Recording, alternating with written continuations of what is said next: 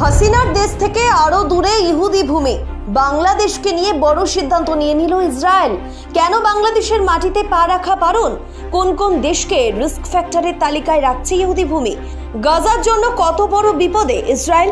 বাংলাদেশ চোখে আঙুল দিয়ে দেখি। अस्सलाम वालेकुम व्यूअर्स, मैं हूं एहसान खान और आप देख रहे हैं हमारा यूट्यूब चैनल एहसान रिएक्शन विद एहसान। मैं उम्मीद करता हूं आप जहां भी होंगे एंजॉय करते होंगे, मज़े में होंगे और फिटफाट होंगे।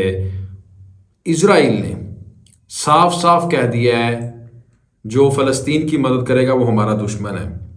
और ये वेस्ट बंगाल मीडिया इसके ऊपर बात कर रहा है, इंडियन मीडिया कह रहा है कि बांग्लादेश जिस तरह से इजराइल के साथ खड़ा हुआ है उस तरह कोई और मुल्क नहीं खड़ा हुआ। हालांकि जो मुस्लिम ममालिक है ना दुनिया में, उम्मत मुसलमा के बड़े बड़े मुल्क हैं, वो इकॉनमिकली भी बांग्लादेश से बहुत ही ज़्यादा स्ट्रॉन्ग नज़र आते हैं। और मिलिट्री पावर अगर उनकी देखी जाए, आर्मी की ताकत देखी जाए, वो भी बांग्लादेश से बहुत ज़्यादा है। लेकिन क्या वजह है कि बांग्लादेश ने जिस तरह से साथ दिया, अपनी एड वगैरह, खुराक, हर चीज़ उन्होंने पहुँचाई है फ़लस्तीन में, गज़ा में जो फ़लस्तीनी बहन भाई इस वक्त मुश्किल की घड़ी में हैं, ज़ख्मी हैं, कुछ शहीद हो चुके हैं, उनके लिए तो वो कह रहे हैं इस तरह किसी और मुल्क ने नहीं पहुंचाई। यही वजह है कि इजराइल ने भी अपने शहरियों को, अपने लोगों को कह दिया है कि आप बांग्लादेश का विजिट ना करें, यानी बांग्लादेश में कोई भी जो टूरिस्ट आते हैं उसमें आप ना जाएं और बांग्लादेश में आपकी हिफाजत नहीं होगी, बांग्लादेश में आपको ख़तरा फील होगा। लेकिन सबसे पहले तो मैं आपको ये बता दूं, ये जो स्टेटमेंट है बड़ा मुज़हिक्का खेज है। अजीब इसलिए भी है कि बांग्लादेश और इजराइल के दरमियान जो डिप्लोमेटिक रिलेशन है ना, वो ना होने के बराबर है। यानी एक दूसरे को उन्होंने एक्सेप्ट ही नहीं किया हुआ, मानते ही नहीं है। आप अब पाकिस्तान, जिस तरह पाकिस्तान ने ना उनको एक्सेप्ट किया इजराइल को, अब हमारे पासपोर्ट के ऊपर यही है ना कि हम हर मुल्क में जा सकते हैं, लेकिन इजराइल के लिए अवेलेबल नहीं है। अब इसी तरह बांग्लादेश है, बांग्लादेशी भी नहीं जाते, और फिर वो किस तरह से बांग्लादेश में आ जाएंगे? सवाल ये भी है ना। अब वो किस तरह बांग्लादेश में आएंगे और बांग्लादेश में आके वो विजिट कर लेंगे? यानी बांग्लादेश ने तो उनको वीज़े नहीं जारी करता, ना ही इजाज़त देता है। असल में उन्होंने पैगाम दिया है कि खुल्लम खुल्ली एक बात की है और ये दुनिया को बताया है, असल में मैसेज दिया है उन्होंने इसको, बांग्लादेश को, कि भाई देखें ठीक है आप मदद कर रहे हैं, कर ही जाएं, लेकिन ज़रा एहतियात भी बरतें। और हमारा जो दोस्त है वो हमारा दोस्त है, जो हमारे ख़िलाफ़ चलेगा वो हमारा दुश्मन है। ये उन्होंने अल्ल ऐलान ये बात कर दी है इजराइल ने। लेकिन दूसरी तरफ बांग्लादेश ने भी बड़े बड़े फैसले कर लिए हैं। उन्होंने कहा है कि ठीक है, जो हमारे फ़लस्तीन बहन भाइयों के साथ ठीक नहीं चलेगा, जो फ़लस्तीन के ऊपर जुल्म ढाएगा, होलनाकी खेलेगा, और हम भी उनके ख़िलाफ़ हैं, वो हमारा भी कुछ नहीं लगता।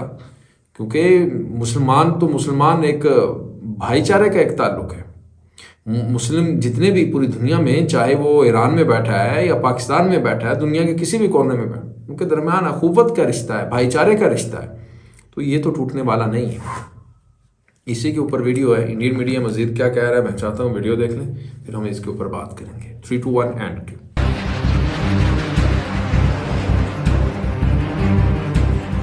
হাসিনার দেশ থেকে আরো দূরে ইহুদি ভূমি বাংলাদেশকে নিয়ে বড় সিদ্ধান্ত নিয়ে নিল ইসরায়েল। কেন বাংলাদেশের মাটিতে পা রাখা বারণ? কোন কোন দেশকে রিস্ক ফ্যাক্টরের তালিকায় রাখছে ইহুদি ভূমি? গাজার জন্য কত বড় বিপদে ইসরায়েল? বাংলাদেশ চোখে আঙুল দিয়ে দেখিয়ে দিয়েছে, সীমা বেঁধে দিল নেতানিয়াহুর দেশও। রাশিয়া ইউক্রেন যুদ্ধ, কাট্টো ইসরায়েল প্যালেস্টাইন যুদ্ধ, বিশ্বের বিভিন্ন দেশের সম্পর্কের অ্যাঙ্গেল বদলে যাচ্ছে, ভিন্ন সব সমীকরণ তৈরি হচ্ছে। হামাস ইসরায়েলকে শেষ করে দিতে চাইছে, নিজের দেশের নাগরিকদের নিয়ে ইনসিকিউরিটিতে ভুগছে ইসরায়েল, অনিশ্চয়তা ক্রমেই বাড়ছে। অলরেডি মধ্যপ্রাচ্য সহ বিশ্বের বেশ কয়েকটা দেশে ভ্রমণ সতর্কতা জারি করেছে ইসরায়েল। এই তালিকায় এবার রইল বাংলাদেশের নামও, বলছে আল জাজিরার রিপোর্ট। পরিস্থিতি কিন্তু ক্রমেই ঘোরালো হচ্ছে। সিচুয়েশন কি আউট অফ কন্ট্রোল হতে যাচ্ছে? গাজায় যুদ্ধ শুরু হওয়ার পর থেকে বিশ্বের বিভিন্ন দেশে ইসরায়েলের বিরুদ্ধে ব্যাপক ক্ষোভ ও উত্তেজনা দেখা যাচ্ছে। নিজের দেশের মানুষকে সেফ রাখতে চেয়েই ইসরায়েল এত বড় সিদ্ধান্তটা নিতে বাধ্য হয়েছে বলে মনে করছে ওয়াকিবহাল মহল। মনে করিয়ে দিই, ইসরায়েল প্যালেস্টাইন যুদ্ধে বাংলাদেশ কিন্তু নিজেদের স্ট্যান্ড পয়েন্ট পরিষ্কার করে দিয়েছে। বাকি বেশ কিছু দেশের মতো ধোঁয়াশায় রাখেনি, প্যালেস্টাইনের পাশে দাঁড়িয়েছে। গাজার মানবিক বিপর্যয়ে সাধারণ মানুষের পাশে রয়েছে বাংলাদেশ। আর এবার ইসরায়েলি নাগরিকদের বাংলাদেশ ভ্রমণের সতর্কতা দুই দেশের মধ্যে ফাটল আরও বেশি চওড়া করলো। তবে শুধু বাংলাদেশ নয়, ইসরায়েলি নাগরিকদের যত দ্রুত সম্ভব মিশর ও জর্ডান ছাড়তে বলছে ইসরায়েলের জাতীয় নিরাপত্তা কাউন্সিল। মিশর জর্ডানের পাশাপাশি মরক্কোর ব্যাপারেও সতর্ক ইসরায়েল। মিশর ও জর্ডানে ইসরায়েলি নাগরিকদের জন্য লেভেল 4-এ সর্বোচ্চ ভ্রমণ সতর্কতা জারি করেছে পরিষদ। আফ্রিকার দেশ মরক্কোর জন্য সতর্কতা লেভেল 3-তে উন্নীত করা হয়েছে। একই সাথে সেখানে অপ্রয়োজনীয় ভ্রমণ এড়াতে পরামর্শ দিয়েছে দেশটার নিরাপত্তা পরিষদ। লিস্টে রয়েছে বাংলাদেশ, তুরস্ক, সংযুক্ত আরব আমিরাত, বাহরাইন সহ অন্যান্য আরব দেশ, মালয়েশিয়া, ইন্দোনেশিয়া, মালদ্বীপ। হামাসকে নির্মূল করতে বিমান হামলার পাশাপাশি জল ও স্থল অভিযানের বড় প্রস্তুতি নিচ্ছে ইসরায়েল। আর ঠিক এই কারণে অপারেশন শুরুর আগে আগে বিভিন্ন দেশে থাকা নাগরিকদের ফিরিয়ে আনার মরিয়া চেষ্টা চালাচ্ছে দেশটা। সেই 7ই অক্টোবর থেকে শুরু হয়ে ইসরায়েল প্যালেস্টাইন যুদ্ধ 15 দিন ধরে চলছে। কম কথা নয়, এর শেষ কোথায় আন্দাজ নেই, কেউ জানে না, এখন থেকেই প্রেডিক্ট করা যাচ্ছে না।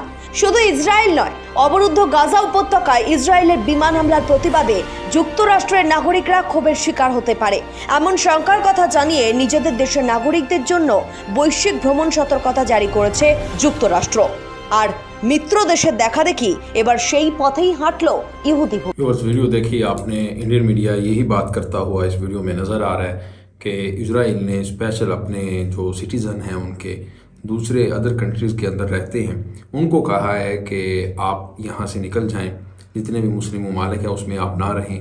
और इसके साथ साथ जो बांग्लादेश है वो भी आपके लिए ठीक नहीं है, वहाँ भी आपको बहुत ही ज़्यादा थ्रेट है, आपकी सिक्योरिटी कंसर्न्स हैं वहाँ पर भी, तो लिहाजा आप वहाँ ना रहें। ये तो कहा है जी इसराइल ने, लेकिन बांग्लादेश कह रहा है कि ठीक है, जो फ़लस्तीन के साथ ठीक नहीं चलेगा, उनके साथ अच्छा रवैया नहीं अपनाएगा, तो उसका हमारे साथ भी कोई ताल्लुक़ नहीं है। वो फ़लस्तीन के बारे में कर रहे हैं और वो डायरेक्ट बांग्लादेश के बारे में बात कर रहे हैं।